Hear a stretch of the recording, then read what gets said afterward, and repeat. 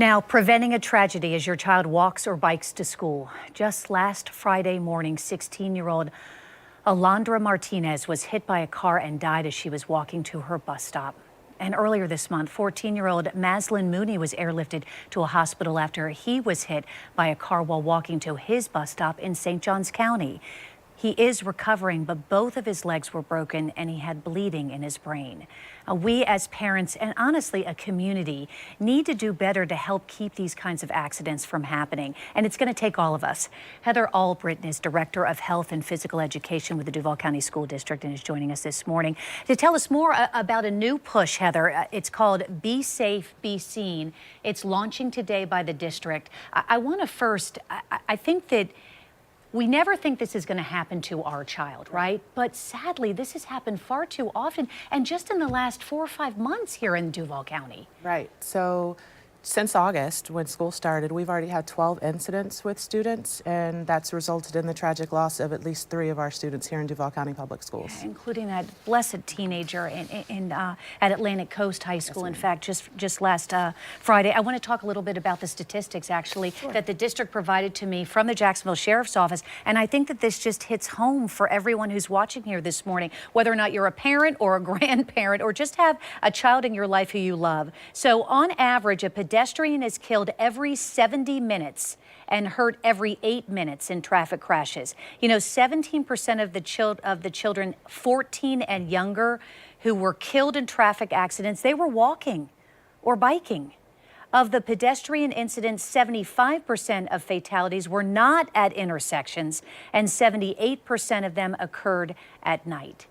And this is the reality because our kids are walking to school early in the morning. The sun is not yet up. And I think that there is just an assumption by them, not blaming anyone by any means, by them that the driver sees them, and an assumption by the driver that the walker sees them.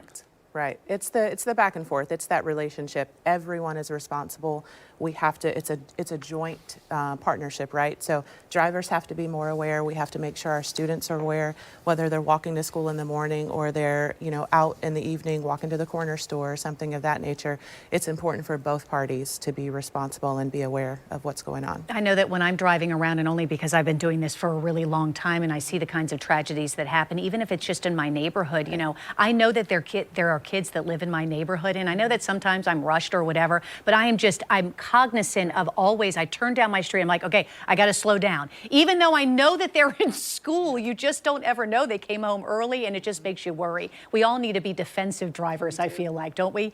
Now, what's great is that the district, because I think that we all remember when our kids are young, I'm telling my 3-year-old niece now, left, right, left. Right. Before you cross the street, you walk out of my house, look left, look right, then look left again. We remind our kids when they're young, but we have a tendency to forget to remind them as they get older, and the district is actually helping do that. Right. So we have an elementary pedestrian and bicycle safety program that helps our elementary students learn those basic rules.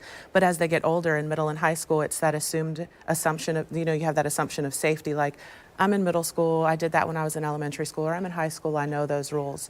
So what we've done is expand the curriculum. So now our bicycle and pedestrian safety curriculum expands K through 12. So we have lessons for middle school students, lessons for high school students, which will happen this week. And it just reinforces those rules. So remember what you learned whenever you were in elementary school.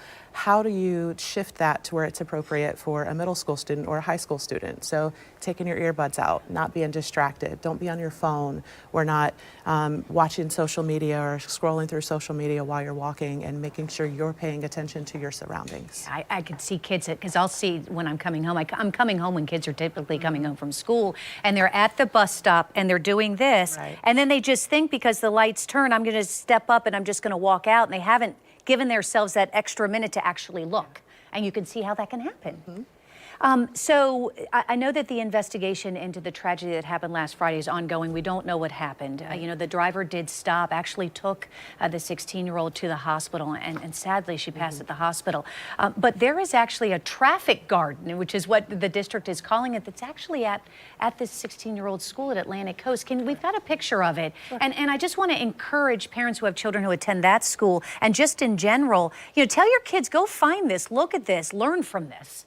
Would you explain what you're trying to accomplish with this? Sure. So a traffic garden is essentially a space that is an open, flat area. In this particular picture, we have 3 different spaces. It's hard to see the ones in the back, but what it is, it gives students the opportunity to practice crossing streets, navigating through traffic and road place areas without penalty, right? So you can make a mistake here, like you're riding your bike, you forget to stop. Oh, it's a roundabout. I wasn't sure what to do there. There's not a sidewalk here. How do I get across the street if there's not a sidewalk? There's no crosswalk here. What do I do if there's no crosswalk at an intersection? So it's a smaller version of a simulated traffic space that our students can navigate and practice those skills to keep them safe in an actual road place. This one is a smaller version that we painted for our teacher training that we had on January 6th.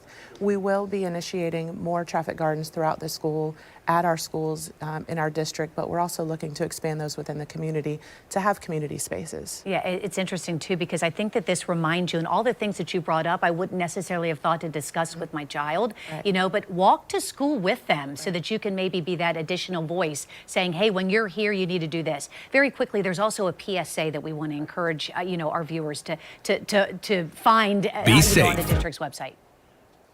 And Sickle this is it right Safety here. Initiative.